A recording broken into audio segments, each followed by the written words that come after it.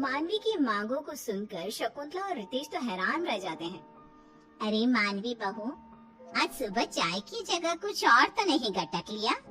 ये कैसी बहकी हुई बातें कर रही है? और ये तेरी जो मांगे है ना, इन्हें हम कैसे पूरा कर सकते हैं? ना, हमसे ये ना हो पाएगा। अरे ऐसे कैसे नहीं हो पाएगा? आपको करना ही होगा। जमीन बेच दो, गहने बेच दो, जो करना है करो, लेकिन मुझे इस खटारा लाइफ को अच्छी और क्लासी लाइफ बनाना है। और अगर ऐसा नहीं हुआ ना तो मैं मायके चली जाऊंगी, शहर, अपने घर। अरे नहीं, ऐसा मत करो। मैं इंतजाम करता हूँ, तुम्हारी सारी मांगे पूरी होंगी। तुम बस थोड़ा वक्त दे दो। ओके, लेकिन रिमेम्बर, ये थोड़ा वक्त कहीं ज्यादा वक्त हुआ ना तो फिर इसका अंजाम बहुत बुरा होगा। मानवी गांव में भरे बाजार में बाहर जाते समय वन पीस और वेस्टर्न कपड़े पहनने लगी, जिसे देखकर सभी उसकी निंदा करते और बुराई करते। अरे शकुंतला, कैसी बहू है तुम्हारी? सरेआम छोटे कपड़े पहनकर गांव में घूमती रहती है। तुम्हारी नाक काटने का पूरा बंदोबस्त कर रखा है तुम्हारी शहर से लाई बहू ने। हमें तो लगा कि शहर की बहू है, होनहार, एकदम हटके होगी, लेकिन ये तो तुम्हारी इज्जत की नैया पार करने पे तुली हुई है।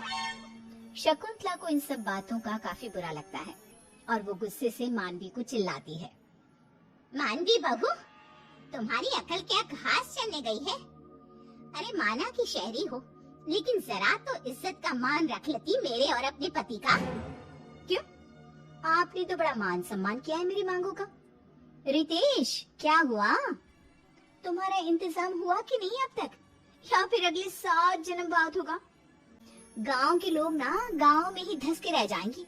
और रही बात मेरे छोटे कपड़े पहनने की, तो गलती गांव वालों के नजरिए में है, मुझ में नहीं। मेरा मन जो चाहेगा, जैसा चाहेगा, मैं वैसा ही करूंगी। ना तो आप मुझे रोक सकती हो और ना ही मैं अपने आप को रोकूंगी। You get it? मानवी अकड़ दिखाकर अपने कमरे में चली जाती है। शकुंतला और रितेश चिंताग्रस्त होकर एक दूसरे को देखते हैं। क्या सोचकर लाई थी इस कलमुही को यहाँ पर, और क्या से क्या हो रहा है? दिन प्रतिदिन मेरे सर का पारा हाई करती रहती है ये बहू। मैं भी तंग आ चुका हूँ। अब इस दलदल से कैसे बाहर निकले माँ? अब तो एक ही उपाय है बेटा। दिन ब दिन मानवी धीरे धीरे पूरे घर को बर्बाद करने लगती है और वो क्लेश के सिवा और कुछ नहीं करती। फिर एक दिन अचानक से रितेश और शकुंतला मानवी के सामने कुछ कागज रखते हैं। अरे ये क्या है? कौन से पेपर्स है? अपनी जमीन मेरे नाम कर रहे हो क्या? आई न्यू, आप लोग हो भले ही गांव के, लेकिन पैसा तो जम के भरा पड़ा है आप लोगों की तिजोरी में। वेल, अपनी प्रॉपर्टी मेरे नाम करने के लिए thank you so much Ritesh and mummy ji. अरे बैल बुद्धि, जरा कागजों को हाथ में उठाकर तो देख, खड़े खड़े ही ख्याली पुलाव पका रही है।